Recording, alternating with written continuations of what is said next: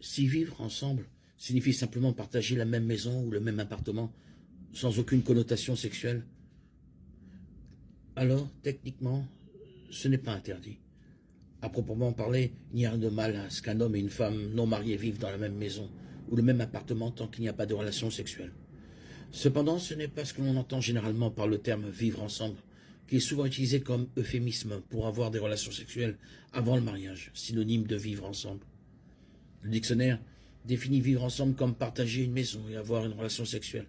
À tort ou à raison, le sexe est supposé.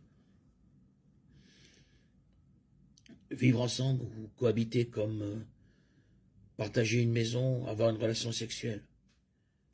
Voilà ce qu'on entend par vivre ensemble. En utilisant cette définition de vivre ensemble, c'est tout à fait faux, car les relations sexuelles avant le mariage sont condamnées dans les Écritures, ainsi que toutes les autres formes d'immoralité sexuelle. Elles impliquent toutes d'avoir des relations sexuelles avec une personne avec laquelle vous n'êtes pas marié. Et nous vivons dans un monde qui encourage de plus en plus les couples à vivre ensemble avant le mariage. Et aujourd'hui, cette acceptation de la vie commune se retrouve même parmi les chrétiens pratiquants, dont 41% disent que la cohabitation est une bonne idée.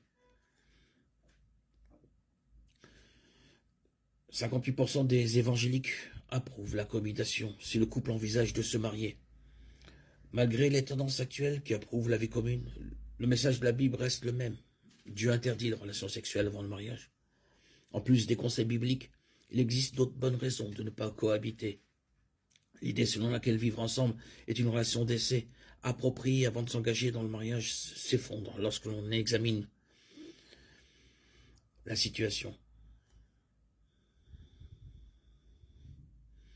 La Bible encourage l'abstinence complète en dehors et avant le mariage. Les relations sexuelles avant le mariage sont tout aussi mauvaises que l'adultère et d'autres formes de débauche, et ne rend en rien un futur mariage plus solide. Une étude basée sur une enquête nationale a révélé que les couples qui avaient vécu ensemble avaient 46% plus de chances de divorcer que les autres couples.